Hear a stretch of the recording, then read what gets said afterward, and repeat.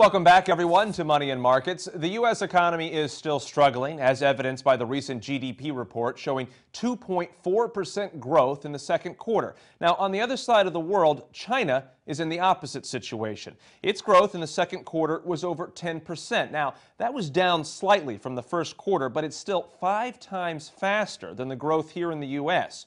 Even if there is a moderate slowdown in China, what would that look like? Would it be a soft landing? And how can investors take advantage of it? Well, to help us answer those questions, let's bring back Tony Sagami. He's coming at us from Seattle, Washington. Tony, what would a soft landing look like for the Chinese economy? Worst case, it would probably be 4 or 5% GDP growth, which is still double the growth we're seeing in the U.S. today. But I simply don't think that's going to happen, and even if it did, I don't think it would last very long.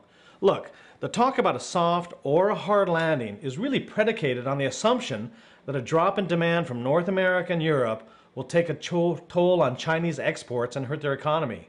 You may see some effects from a slowdown in the U.S., but we're really not seeing that now. And tell you, I don't think we'll see much in the future either. You see, China's economy and most of Asia along with it is still humming along despite all the problems we've seen in the U.S. and in Europe. So I think it's really premature to be talking about a soft landing versus a hard landing. At this juncture, the Chinese economy is still flying and there's no landing at all. Tony, what data are you specifically looking at to support that conclusion? I mentioned the international shipping data earlier.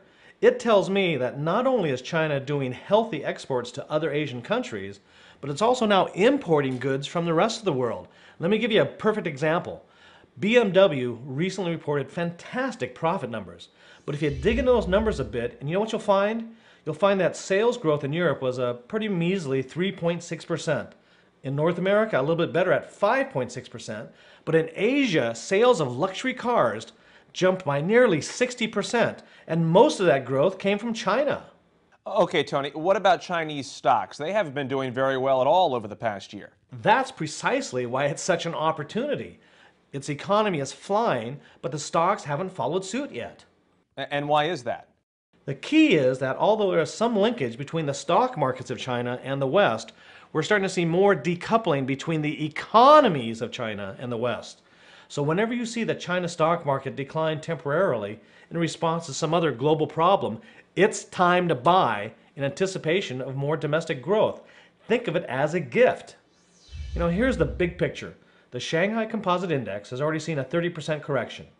So there's not much more room for China stocks to fall. But if they do, it will be even a bigger gift for investors.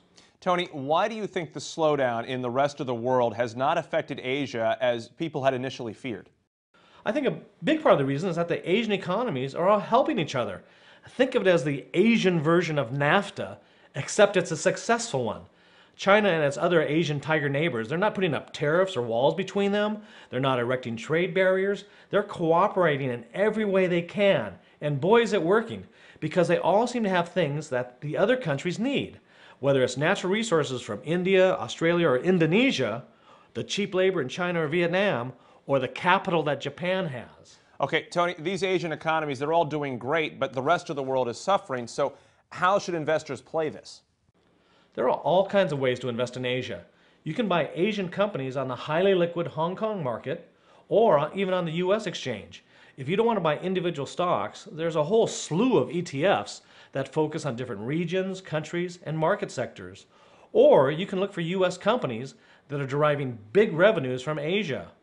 Right now, the most successful American companies, the ones that are consistently delivering profits at or above expectations, are often the ones that are citing gigantic sales growth from Asia.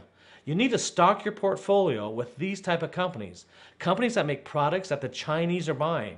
And if you hold shares of companies that compete with China, get the heck out. A prime example is Dell. If I own stock, I would be quaking in my boots over competition from Lenovo. In a nutshell, as long as China's economy is cooking, you have to factor that in every stock purchase you make. And if it looks like it's starting to cool down, I will be the first to let you know ahead of time. Okay, Tony Sagami out of Seattle, Washington. Thank you, Tony. Thank you. Another extremely important facet of the Chinese economy that American investors have to pay attention to is its currency market. Now, calls among U.S. lawmakers to force China to boost the yuan are as loud as ever before, and how China responds could have massive implications around the world. Joining us to help us break it all down and tell us what it means is Weiss Research currency specialist Brian Rich. Hello, Brian. Hi, Jim. Brian, first give us a little background here on what's happening with China's currency policy. Sure. Well, a couple of months ago, China responded to those calls from U.S. lawmakers and the G20 to revalue the yuan. It depegged its currency from the dollar and began tracking it against the basket of currencies instead. But the yuan hasn't responded as the rest of the world had hoped. In fact, it's risen less than 1% against the dollar, far short of what the yuan should be worth. Okay, but based on what, Brian? Well, the fair value based on purchasing price parity. By that estimate, the yuan should be worth not 1%, not 10% more, but more like 40% more than where it's now valued against the dollar. China's not let that happen and won't let that happen, in my opinion. In fact, the meager rise of less than 1% so far is exactly what China intended. China's always done what's in its best interest, and it's in its best interest, frankly, to keep its currency far weaker than what it should be based on economic fundamentals. As you well know, that obviously is what's keeping Chinese goods cheap right now, but why do you think that cheap Chinese goods are going to be such a threat to the global economy? Right. It's never good for one country to have such a distinct and unfair advantage in global trade, but you've certainly heard that before. The point is, cheap yuan and cheap Chinese goods threaten economic recovery here in the United States and in Europe.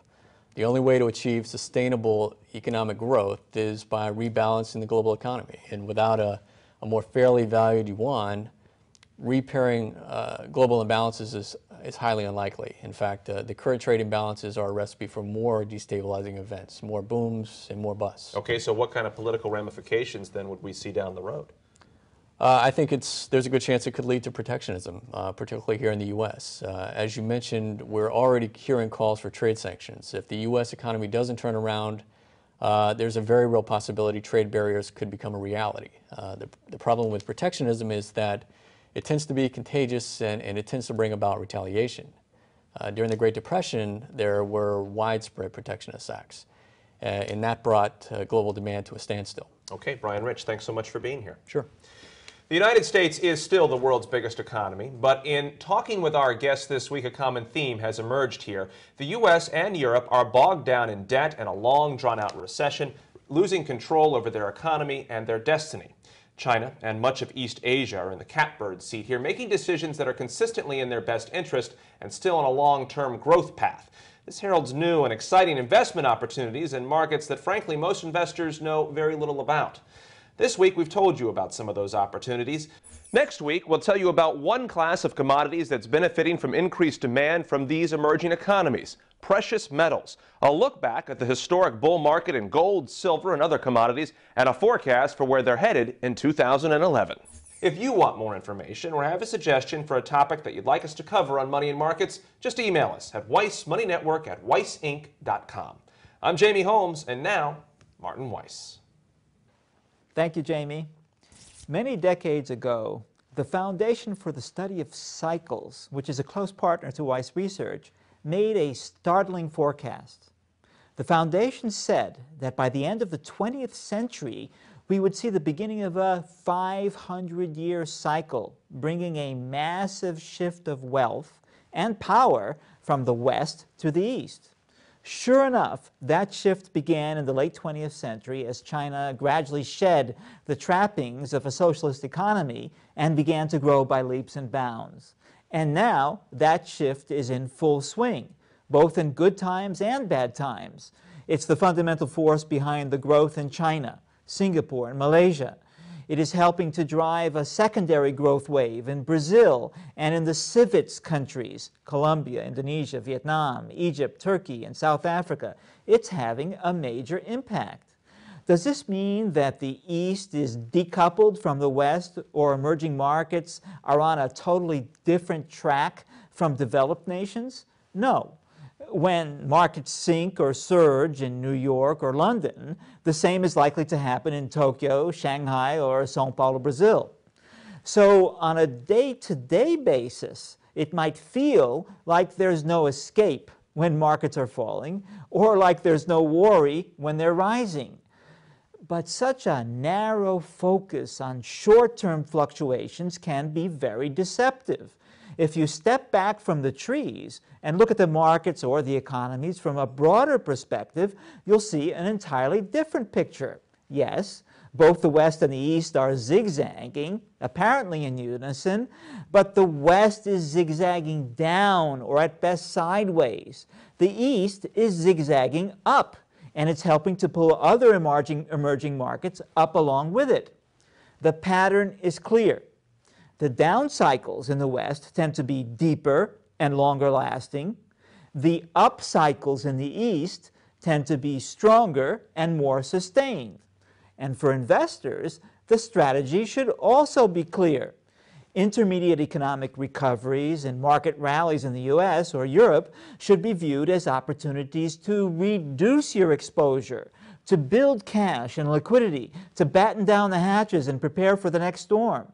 Conversely, intermediate declines in China, Brazil, and the CIVITS countries can be viewed as opportunities to get positioned or increase your stake. In sum, any future strength in the West will be time to sell. Any future weakness in the East will be time to buy. Thank you, and I hope to see you here next week, same place, same time.